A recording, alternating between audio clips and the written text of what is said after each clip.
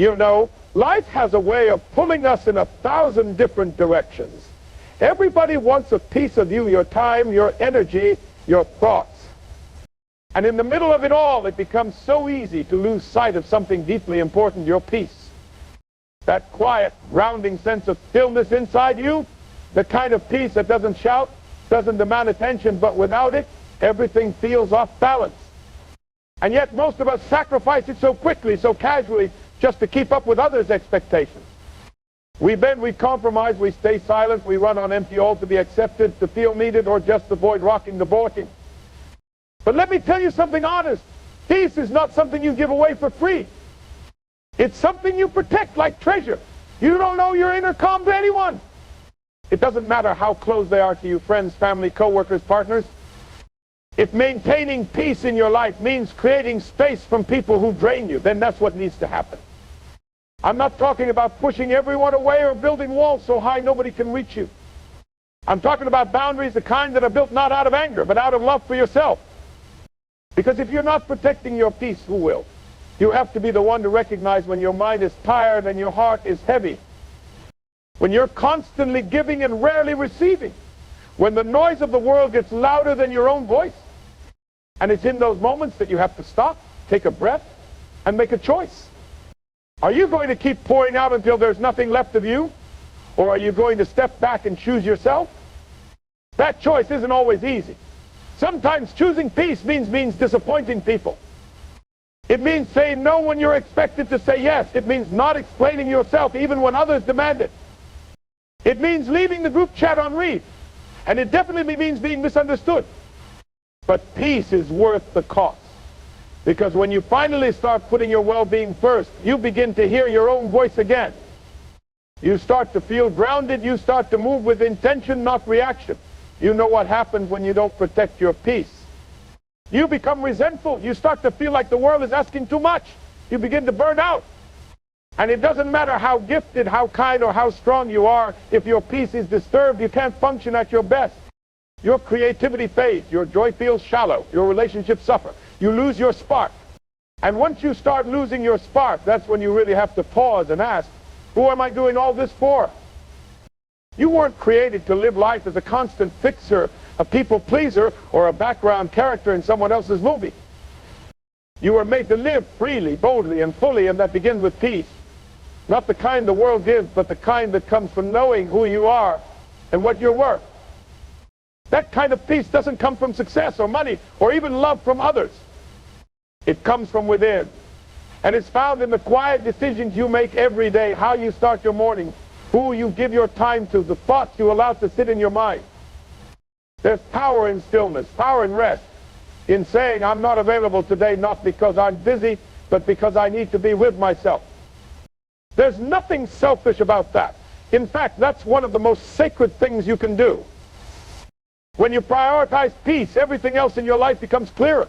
Your decisions get easier. You attract different energy. You begin to live from a place of abundance, not survival. And that changes everything. So no matter how fast life moves, no matter who tries to pull you into their storm, stay anchored. Guard your mind. Protect your space. Don't wait until you're exhausted and bitter to realize that your peace should have been the first thing you fought for. Fight for it now, every day, in small ways and big ones. Because peace isn't just a feeling, it's your foundation. And when peace is your foundation, you won't be shaken by anything. There's something powerful about truly realizing that your life is yours. That may sound obvious, but think about it for a moment. How often do we actually live like we believe that? We wake up every day trying to meet expectations, trying to make everyone happy, trying to fit into boxes we never even asked for. And in the process, we forget something simple but life-changing. You are the main character of your story. This isn't about arrogance. This isn't about thinking you're better than anyone else. It's about understanding that your life is unfolding through your eyes, your heart, your mind, and nobody else is living it for you. You are the one walking through it day by day, breath by breath. So doesn't it make sense that the choices you make, the dreams you chase, the risks you take, should be driven by your own conviction and not by the noise around you? Too many people are living as background actors in their own lives, letting others take the lead role. letting others decide how the story goes. And what happens is they wake up one day and realize they don't recognize themselves. They spent so long trying to fit someone else's script that they never wrote their own. You weren't made to just survive other people's plans for you. You weren't made to live small so others could feel big. You weren't made to constantly apologize for dreaming too loudly or walking too boldly. No, your life is meant to be lived fully, without guilt, without second guessing. But to do that, you've got to start seeing yourself as the center of the narrative. Not in a way that ignores others, but in a way that honors the responsibility you have to your own soul. When you walk into a room, walk in like you belong there. When you speak, speak like your voice carries weight, because it does. And when you decide from a place of confidence, not fear. Not everyone will understand your choices. Not everyone will support them. That's okay. They don't have to, because they're not the ones walking in your shoes. There's freedom in understanding this, and there's also a kind of courage that grows out of it. It takes strength to say, this is my story, and I'm going to tell it my way. It takes strength to stop seeking constant approval, to stop waiting for someone else to say you're enough. You're already enough. You don't need permission to be who you are. You just need the boldness to live like it. And once you start thinking that way, you stop settling. You stop watering yourself down to keep the peace. You stop chasing things that don't align with you. You begin to notice when something doesn't fit, when a relationship feels heavy, when a job is draining you, when a path feels forced. And instead of pushing through for the sake of others, you allow yourself to pivot, to say this isn't for me, and that's okay. Because when you understand your role as the main character, you also understand your power to rewrite the story at any moment. That's the beauty of it. Nothing is locked in. You're allowed to change your mind. You're allowed to evolve. You're allowed to leave behind chapters that no longer serve you and start fresh ones filled with purpose and peace. But it begins with a mindset shift, with realizing that you don't owe anyone an explanation for choosing yourself. You don't have to justify your boundaries or your ambition or your rest. You are not here to constantly explain your worth. You are here to walk in it, to live in it, to breathe it in every single day. Life will always have people trying to write your story for you. Society, family, friends, they all have opinions. Some are well-meaning, some are loud, some are subtle. But none of them can see the world through your eyes. That's something only you can do. So live like it. Think about yourself not in a selfish way, but in a responsible one. Because no one else is going to do it for you. You are the one who has to live with the decisions you make. You are the one who wakes up in your body, in your mind, in your life. So why should anyone else's voice carry more weight than yours? This is your time, your story. And you were never meant to be anything less than the lead. Live like it. You know, we've been taught for so long that thinking about ourselves is wrong, that it's selfish, that it's rude, that we should always put others first no matter how drained we feel. That real love, real kindness, real goodness means self-sacrifice, constant, unspoken, unending. And over time we start to carry this quiet guilt whenever we do something for ourselves. We hesitate to rest, to say no, to speak up because we're afraid of looking selfish. But let me tell you something straight. Selfish isn't always a bad word. In fact, we've misunderstood it entirely. What people often call selfishness is actually self-awareness. It's understanding your limits. It's listening to your soul. It's recognizing that you can't be everything for everyone all the time and still remain whole. If loving others means abandoning yourself, that's not love, it's self-neglect dressed up as virtue. There's a quiet strength in being able to say, I need time. There's courage in stepping back from things that no longer align with your spirit. There's wisdom in realizing that your health, emotional, mental, spiritual matters.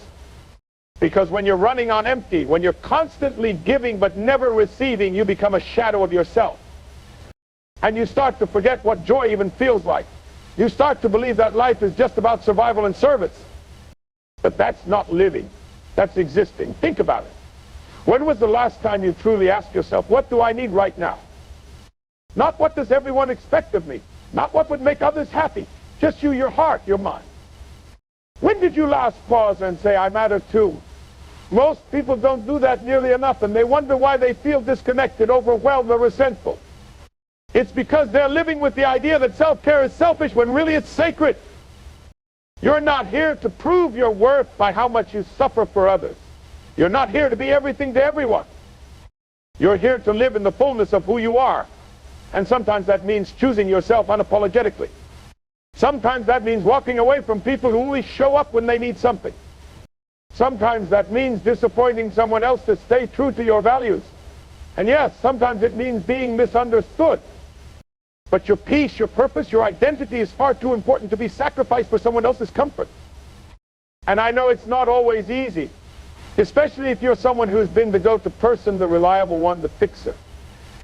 It feels unnatural to say no. It feels selfish to rest. But let me say this clearly, protecting your peace is not a betrayal. It is not cold, it is not unkind. It is an act of self-respect. And that respect sets the standard for how others treat you. When you start thinking about yourself, truly thinking about yourself, you teach the world how to treat you. You let them know that you have worth, and that worth deserves protection. It's okay to be unavailable sometimes. It's okay to cancel plans that overwhelm you. It's okay to choose silence when the world is loud. It's okay to distance yourself from chaos, even if that chaos comes dressed as someone you love. That doesn't make you heartless. That makes you wise. Because the truth, when you take care of yourself first, you become more capable of showing up for others in a healthy, genuine way. You love more fully, not out of obligation, but out of overflow. You serve with joy, not resentment. You speak with clarity, not confusion.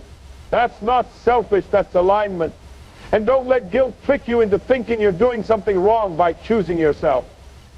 Guilt is loud, but it's not always honest. It will whisper things that are rooted in fear and old patterns. But freedom, true, lasting freedom, comes when you stop trying to earn your worth and start living like you already have it. So I want you to remember this: the world will keep pulling. Life will always ask for more. But it is not your job to give away pieces of yourself until there's nothing left. It is your job to preserve the soul God placed inside of you, to nurture it, to protect it, and to honor it. And when you do that, you don't just survive, you start to live. You know, a lot of people want to grow. They want to change, they want to evolve, they want to become better versions of themselves. But very few are willing to take that first honest step, the step of looking inward. Real growth doesn't start when your circumstances change. It doesn't start when people finally treat you the way you deserve. It doesn't even start when you accomplish something big. Growth begins the moment you slow down, sit with yourself, and ask the hard questions. That's where the shift happens. Because let's be real, it's easy to point fingers. It's easy to blame people, situations, timing, even the past. But the truth is, if you never pause to reflect, you'll end up living the same patterns in different seasons. The scenery might change, the people might change, but the struggles will look familiar. Why? Because you didn't stop long enough to ask yourself, what do I really need to heal from? What do I truly believe about myself? What's been driving my choices? And it's not always comfortable. In fact, it rarely is. Looking inward means confronting things you'd rather avoid. It means being honest about the role you've played in your own pain. It means admitting that maybe, just maybe, you've settled too often. That you've said yes when you should have said no. That you've stayed quiet when your heart was screaming. That you've let fear steer your life more than faith ever did. But here's the beautiful part. That kind of honesty, that raw, private moment between you and your own soul, is where transformation begins. You can't heal what you won't face. You can't rise if you're still running from the very things that are weighing you down. But when you start to see yourself clearly, when you strip away the distractions and noise and the expectations, you begin to realize just how much power you really have. And no one can do that work for you. People can inspire you, support you, love you, but they can climb inside your mind and change your thoughts. They can't replace the conversations you need to have with your past. They can't silence the voice in your head that tells you you're not enough. That's your work. That's your journey. And yes, it can feel lonely sometimes, but that solitude is sacred. Because it's in those quiet places that God begins to speak clearly. It's when the world fades out that the truth becomes loud. Now, don't confuse self-reflection with self-judgment. This isn't about beating yourself up or living in regret. It's about learning. It's about finally paying attention to what your soul has been trying to say. Maybe you've been carrying pain from years ago that you've never fully let go of. Maybe you've been chasing approval like a drug because deep down you're still trying to prove your worth. Maybe you've been making decisions out of fear of being alone instead of standing on the foundation of who you truly are. But the moment you start to notice those patterns, the moment you start to connect the dots between your pain and your choices, that's when healing begins. And that healing opens the door to growth. You stop reacting and start responding. You stop repeating cycles and start creating new paths. You stop blaming the world and start building something better inside of yourself. This kind of inner work, it changes everything. It changes the way you talk to yourself.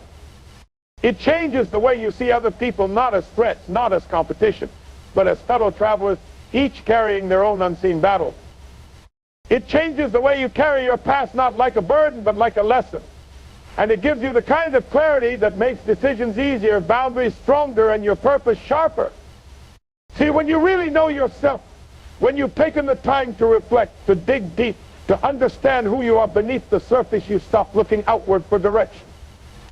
You stop waiting for signs to tell you what to do, because your spirit already knows. You've just got to trust it.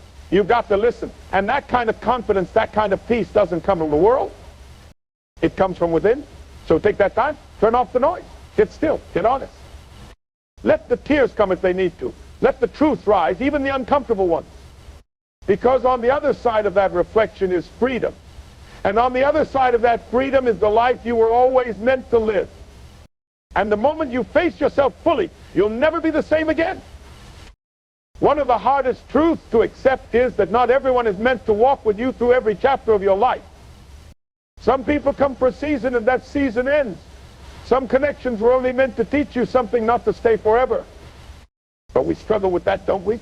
We hold on. We grip relationships tighter than we should.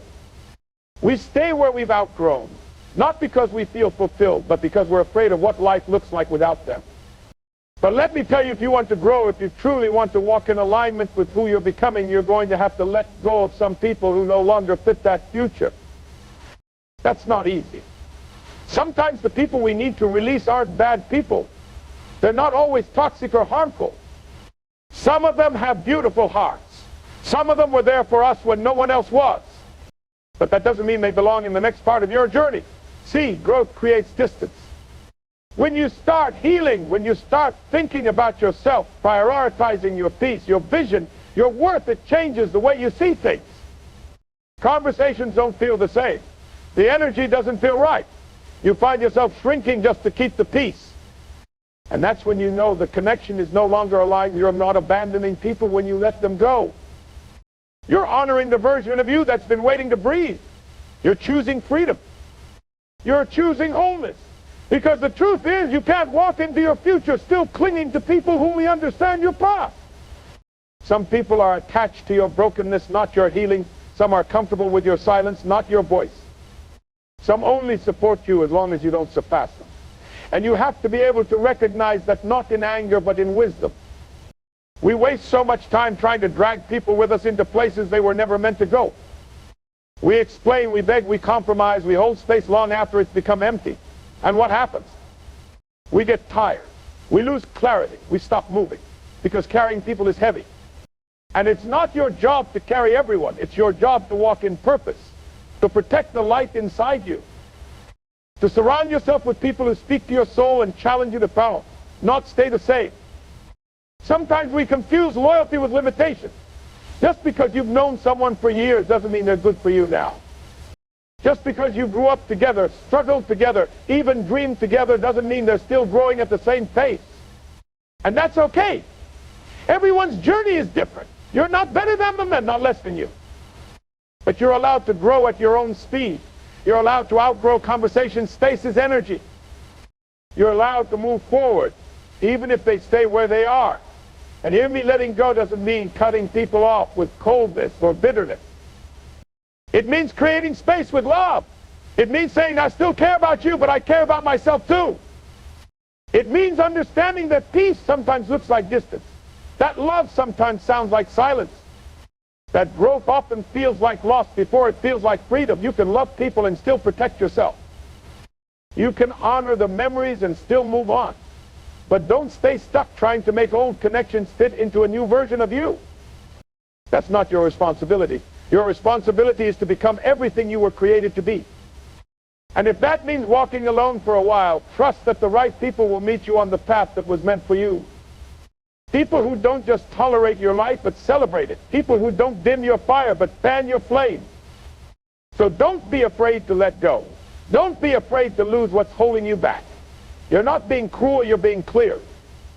You're not being selfish, you're being wise. And in that wisdom, you'll find freedom. You'll find peace. You'll find room for the kind of love and support that matches the level you're stepping into. And when you make room for what's meant for you, everything starts to change W in a world that constantly pushes us to keep going. Achieve more, do more, prove more. It's a constant rush of pressure to always be busy, to always be grinding, to always have something to show. But in all that noise, all that chasing, we often lose something far more important than any goal or title. We lose our peace. We lose our center. We lose the quiet part of us that's just trying to breathe. That's why learning to protect your peace isn't just a nice idea, it's essential. It's survival, it's wisdom, and it's your responsibility. When you begin to think about yourself, always not in a selfish, dismissive way, but in a grounded, intentional way, you start to see peace as something sacred. You stop giving it away so easily. You stop letting people, problems, and pressures come in and rob you of the calm you've worked so hard to build. Because let's be honest, it doesn't take much to disrupt your peace. A single conversation, a phone call, a scroll through your feed, a memory you weren't ready for, a person who still knows how to push all the wrong buttons. But that's why protecting your peace has to be a decision you make daily, not just in reaction to chaos, but as a way of life. You have to decide that your mental and emotional stability is not up for grabs, that your energy is not a free-for-all, that your spirit is not a place where drama, fear, or negativity are allowed to live rent-free. You have to be the gatekeeper of your own life. You have to know when to say, this conversation doesn't serve me. This environment is draining me. This situation keeps pulling me backward. And then you step away not with anger, but with clarity. Protecting your peace isn't about hiding from life. It's not about pretending problems don't exist. It's about being rooted enough in who you are that life doesn't shake you the same way it used to. It's about responding instead of reacting. It's about knowing what you need and giving it to yourself without guilt. And most of all, it's about understanding that your peace is not something anyone else can hand to you. You have to create it. You have to nurture it. You have to protect it. It might mean taking a break from people who constantly bring stress. It might mean saying no to things that overwhelm you, even if everyone else is saying yes. It might mean turning off the news, logging off social media, canceling plans, or just being still when everything in the world tells you to keep running. And in doing that, you create space for something priceless, presence. Because peace isn't found in the noise. It's found in the stillness, in the moments where you can hear your own thoughts again, in the silence where you can feel your heart beating, in the pauses where you remember what really matters. That's where strength is built. That's where clarity is born. That's where your relationship with God grows. Not in the chaos, but in the calm. But here's the thing, not everyone will understand your peace. Not everyone will respect it. Some will call it selfish. Some will call it distant. Some will try to pull you back into the same storms you just escaped. That's why protecting your peace also requires protecting your boundaries. You've got to know what gets access to you and what doesn't. You've got to learn how to walk away from what threatens your well-being, even if it's familiar, even if it's familiar, even if it once felt like home. You don't need to justify the peace you protect. You don't need to explain the boundaries you set. You don't need to apologize for choosing peace over chaos. That's growth. That's maturity. That's freedom. Because you finally realize that your life isn't meant to be a battlefield. It's meant to be a place where love can grow, where truth can speak, where healing can happen. And none of that can exist without peace. So think about yourself always, not because the world needs another self-centered voice, but because the world desperately needs people who are whole, who are rested, who are clear-minded and soft-hearted. And that only comes when peace is protected with intention, when it's valued above performance, when it's kept sacred. And when you guard your peace like it matters, your whole life begins to follow.